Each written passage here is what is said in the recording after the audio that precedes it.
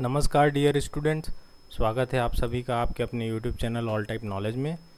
सबसे पहले आप सभी को छत्तीसगढ़ के प्रसिद्ध त्यौहार हरेली की बहुत बहुत बधाई। बहुत सारे छात्रों ने मुझे कमेंट लिखकर कहा कि sir BA BEd BSc BEd में मेरा इतना अंक आ रहा है, क्या मेरा सिलेक्शन हो पाएगा कि नहीं। तो उस संबंध में ही जानकारी देने के लिए यह वीडियो है। मैं आप सभी को काउंसलिंग की पूरी जानकारी जो पिछले वर्ष काउंसलिंग हुई थी तथा जो सीट है उसके अनुसार मैं आप लोगों को बताने का प्रयास करूंगा। इसी हिसाब से ही लगभग काउंसलिंग इस साल भी होना चाहिए, क्योंकि नए सीटों का आवंटन का अभी तक कोई सूचना नहीं आया हुआ है।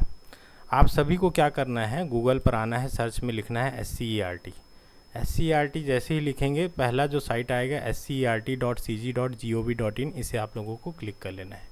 ये जो वेबसाइट है ये बीए बीएड बीएससी बीएड तथा नॉर्मल जो बीएड डीएड डीएलएड होता है ये सब की काउंसलिंग जो है SCERT संस्थान द्वारा ही की जाती है। ठीक, तो जैसे ही साइट ओपन होगा आप थोड़ा सा नीचे आएंगे तो यहाँ मोर पर क्लिक कर देंगे। मोर पर जैसे ही आप क्लिक करेंगे यहाँ बाएं तरफ आपको दिखाई देगा BA BEd BSc BEd online counselling 2022। आप इसे क्लिक कर लें। क्लिक करने के बाद यहाँ बाईं ओर आप लोगों को दिख रहा होगा बीए बीएड बीएससी बीएड प्रवेश नियम। तो ये नियम हम लोग पहले देख लेते हैं कि नियम क्या कहते हैं। ठीक है, तो जैसा कि आप नियम देखेंगे तो नियम में आप पाएंगे कि योग्यता क्या है। तो बीए बीएड और बीएससी बीएड में आप देखेंगे कि बीए बीएड के लिए जो योग्यता है तो 12वीं जो है आपका किसी भी संकाय में हो, मतलब चाहे स्टूडेंट्स आर्ट्स वाले हों, चाहे साइंस वाले हों, चाहे वो एग्रीकल्चर वाला हो, चाहे वो कॉमर्स वाला हो, किसी भी स्ट्रीम का हो, किसी भी स्ट्रीम से अगर उन्होंने किसी भी संकाय से 12वीं किया हो, सभी के सभी पात्र हैं बीए बीएड करने के लिए। लेकिन बीएससी बीएड करने के लिए क्या पात्रता है, उसके लिए 12वीं में गणित या विज्ञान विषय का या उस संकाय का होना आवश्यक है। मतलब बीएससी बीएड या तो मैथ्स वाले दे सकते हैं, या तो साइंस मतलब बायो वाले दे सकते हैं, या तो एग्रीकल्चर वाले। एग्रीकल्चर मतलब कृषि भी विज्ञान में ही आता है, इसलिए वो भी बीएससी बीएड के लिए पात्र होंगे। अब यहाँ पर सीटों के आरक्षण की बात करें तो आप आरक्षण के लिए भी देख सकते हैं इसी नियम में। अनुसूचित जाति के लिए 12%, मतलब एससी के लिए 12%, एसटी के लिए 32% और ओबीसी के लिए आपका 14% है। कुल आप आरक्षण देखेंगे तो 58% आरक्षण है। 42% जो है वो जनरल कैंडिडेट जनरल के लिए ओपन है। जनरल मतलब रैंक के हिसाब से उसमें ओबीसी एससी एसटी वाले भी आ सकते हैं। जनरल कहने का मतलब ये नहीं होता कि 42 सीट जनरल है मतलब सिर्फ जनरल वाले ही भराएंगे, ये गलत अवधारणा हो जाती है, ये एक अलग चर्चा का विषय है। परंतु अगर देखें आप तो आरक्षण का भी इसमें डिटेल दिया गया है। ठीक, इसके बाद आप अगर उसी साइट में देखें कि कॉलेज कौन कौन से हैं और कितनी सीटें हैं ये देखना चाहें तो यहाँ पर लास्ट में दिया है महाविद्यालयों की सूची, आप इसे क्लिक करें। जैसे ही आप क्लिक करेंगे तो आप देखेंगे कि मात्र 4 कॉलेज जो हैं वही मान्यता या संबद्धता प्राप्त हैं इस कोर्स को कराने के लिए। उसमें भी बीए बीएड के लिए सिर्फ 2 कॉलेज ही पात्र हैं। ये आपका पहला जो आपका संदीपनी वाला है, दुर्ग वाला, और दूसरा उमा विंध्यवासिनी संस्कार महाविद्यालय सूरजपुर अंबिकापुर वाला। ठीक, ये दोनों में ही बीए बीएड है। बाकी बीएससी बीएड आपका संदीपनी वाले में बीएससी बीएड है, फिर शैले देवी वाला दुर्ग वाले में बीएससी बीएड है, और सरगुजा अंबिकापुर में बीएससी बीएड है।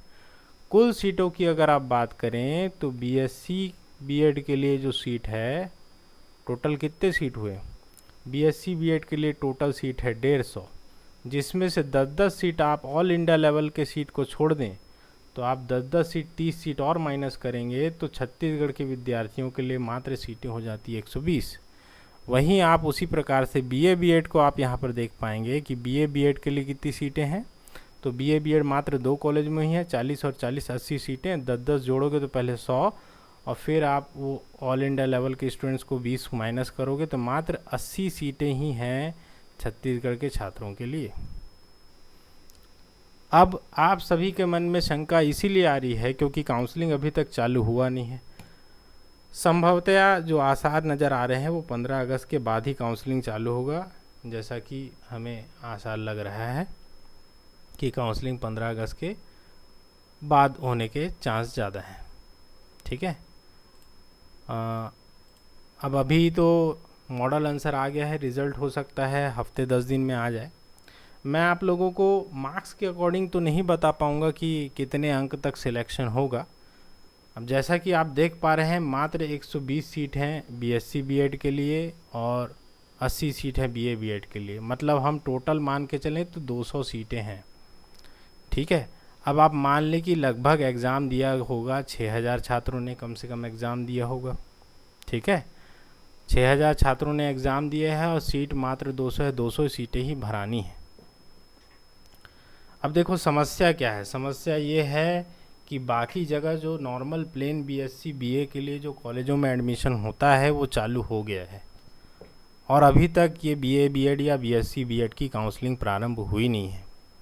तो बच्चे या छात्र इसी दुविधा में हैं कि इस काउंसलिंग का वेट करें कि वहाँ एडमिशन लें, नहीं तो वहाँ भी समय निकल जाएगा।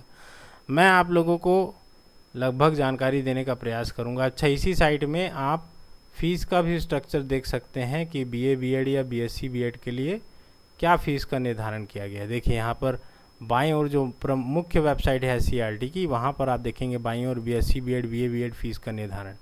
जब आप इसको क्लिक करते हैं तो आपको दिखाई देगा कि लगभग जो फ़ीस है 23,000 से 24,000 फ़ीस है प्रति वर्ष फ़ीस इतना है और आपका कोर्स जो है वो 4 साल का है। तो अगर लगभग हम मान लें कि 25,000 फ़ीस लग रहा है और भी आप 1,800-1,500 एक्स्ट्रा मान के चले फ़ीस को, और आप इसको 4 से मल्टीप्लाई करेंगे तो आपका लगभग 1 लाख रुपए फ़ीस लग जा रहा है इस कोर्स को करने में 4 साल का।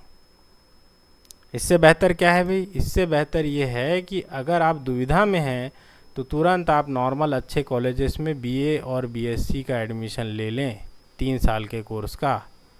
ठीक, इससे क्या होगा, 3 साल का कोर्स जो करेंगे आप नॉर्मल बीए बीएससी, वहाँ का सालाना फ़ीस 5,000 से 10,000 ही है। लगभग मान लेते हैं चलिए 10,000 भी होगा तो 3 साल का आपका फ़ीस हो जाएगा 30,000 रुपये मात्र। ठीक, इसके बाद आप बीएड एंट्रेंस एग्ज़ाम को जब आप फाइट करेंगे तो आप 2 साल का बीएड करेंगे तो आपको लगभग वहाँ पर फ़ीस जो है 60,000 ही लगेगा। इसका मतलब ये हुआ 30,000 60,000 लगभग अगर गवर्नमेंट कॉलेज मिलता है तब की बात कर रहा हूँ। प्राइवेट कॉलेज में फ़ीस थोड़ा ज़्यादा हो सकता है। गवर्नमेंट कॉलेज में अगर आप नॉर्मल बीएड करते हैं तो पर ईयर वहाँ पर 30 से 35,000 ही फ़ीस है, 60 से 70,000 लगना है। मतलब आप चाहे 5 साल के मेथड से करें या 4 साल के मेथड से करें, फ़ीस तो उतनी ही लग रही है। अब आप सिर्फ दुविधा के चक्कर में कि ये 4 साल का कोर्स है, 1 साल आपका बच जाएगा, इसलिए आपने इसको अप्लाई किया हुआ है, इसीलिए तो आपने एंट्रेंस एग्ज़ाम दिया है।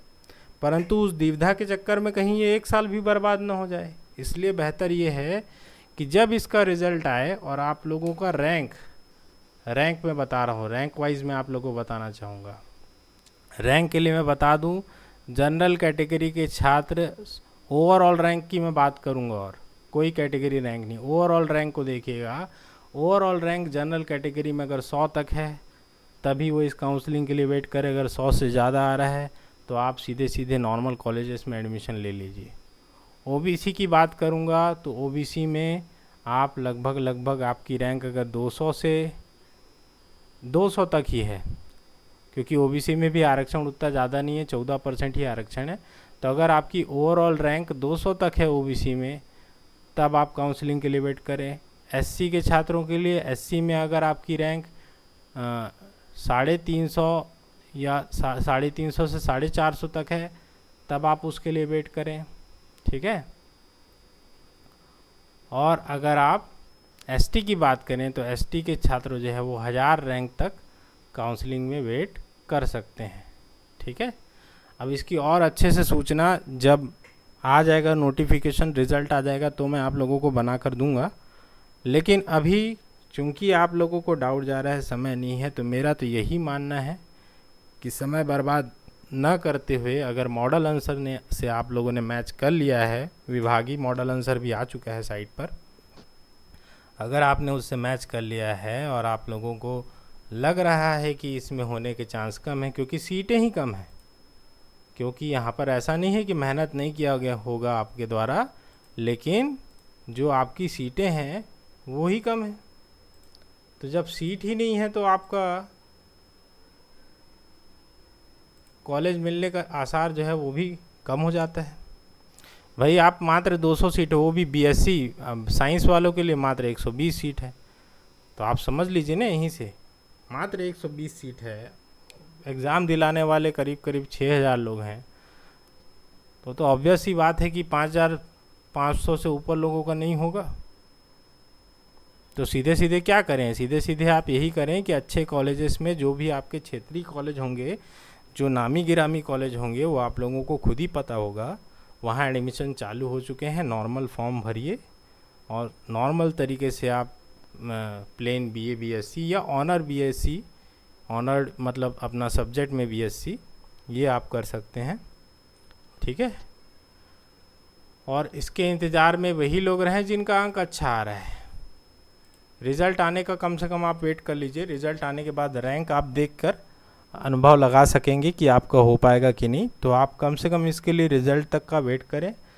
परंतु इसके चक्कर में कोई अच्छा कॉलेज नॉर्मली जा रहा है तो मेरा तो राय यही है, मेरा आपसे यही सजेशन है कि आप वहाँ एडमिशन ले लीजिए और फिर बाद में 3 साल बाद आप प्री बीएड का एग्ज़ाम दीजिए, बीएड में लगिए और 2 साल का बीएड कीजिए। हो सकता है कि उस वक्त तक ग्रेजुएशन, पोस्ट ग्रेजुएशन वालों के लिए जो 1 साल बीएड की बात चल रही है वो शायद लागू हो जाए, तो आपके लिए फिर से 1 साल का बीएड हो जाएगा। अगर आप पोस्ट ग्रेजुएशन करते हैं ग्रेजुएशन के बाद, तो वहाँ पर भी आपका समय बच पाएगा। ठीक है, जो न्यू एजुकेशन पॉलिसी की बात हो रही है उससे ऐसा हो सकता है कि पीजी वालों के लिए फिर से विचार किया जा सकता है कि 1 साल का बीएड हो। तो इस प्रकार मैंने आप लोगों को जानकारी देने का प्रयास किया ओवरऑल सीट के हिसाब से और कितने रैंक तक आप लोगों को वेट करना चाहिए। ये जो मैंने रैंक की जानकारी दी है आप लोगों को, ठीक, ये जो रैंक की जानकारी मैंने आप लोगों को दी है ये लगभग रैंक के आधार पर मैंने दी है, ऊपर नीचे हो सकता है। ठीक है, तो धन्यवाद। और कोई डाउट होगा तो आप कमेंट सेक्शन में कमेंट ज़रूर करें और चैनल को सब्सक्राइब करें।